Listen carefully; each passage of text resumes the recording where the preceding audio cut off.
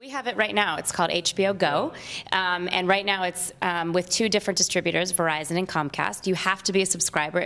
It's free with your subscription. That's key, what she just you said. have to be a subscriber. And so what we're not doing is you can't sign up for HBO direct with us, independent of a DirecTV subscription or a Verizon or Comcast or AT&T. But it enables you to get hours and hours and hours of HBO current and library product on your computer, and ultimately will also be on mobile devices and tablets and any place that you are, gaming consoles, whatever. But it is tied to your subscription, and that is sort of our answer to that. Which is probably music to his ear. Absolutely. I completely agree. Look, all of the research would suggest that with the exception of news and sports. Okay, news and sports are the anomaly. With news and sports, you want to watch it live, okay? And if you can, you want to watch it, particularly sports, on your big 50-inch HD TV, okay? But you put those two things aside, and what more and more consumers want is time shifting, okay, to be able to watch when they want to watch, and what I call place shifting, to be able to watch not just on one screen, but to be able to watch on 3 screens, on their 50-inch plasma when they can, but on their laptop and on their mobile, on their smartphone if they can.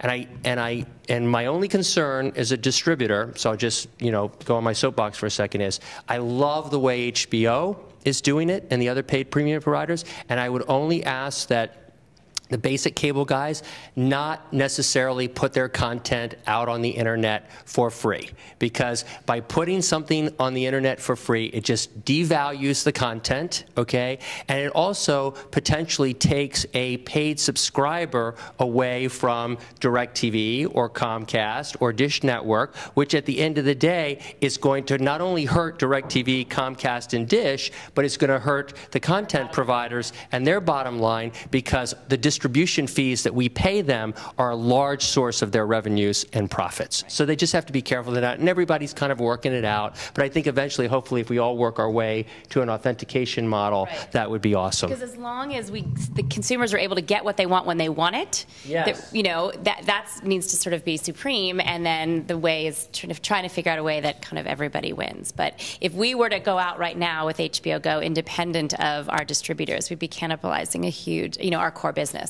So, but you can get HBO on your computer if you're a Comcast and Verizon subscriber right now. We're actually still a single revenue stream, which is advertising, and so we're paid on ads that are watched.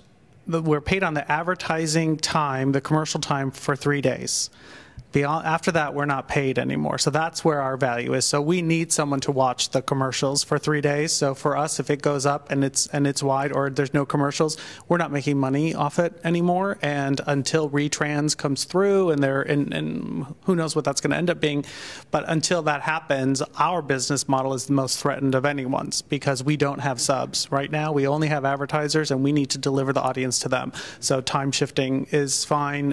Place shifting is fine as long as a full commercial load is running.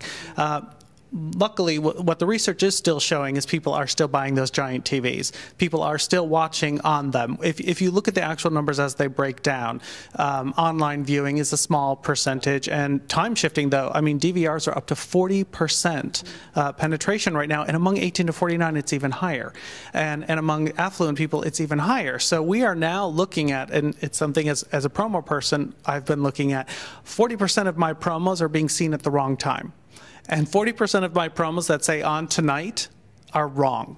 It's not on tonight. Guess what? It's not on tomorrow night either, because they've now watched it 3 days later. So big challenges that we are working around. We're trying to figure it out. Well, you'll see Fox promos soon will be saying tonight, Tuesday at 9, because of this very real impact that we're having. Yeah, I think we can all agree at this room right now that viewers want to watch their content where they want, anytime, anywhere. But we also have to monetize that content, because if you can't do that, you're not going to have the content.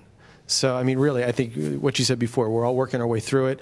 We're very careful about what we stream, because we want to make sure that people can get involved with the show. And the research that we've seen, too, is that people use it to catch up, but also to sample. And we're very careful about that. We obviously do not want to, cannibalize our main income stream. So, I think we're all working through it.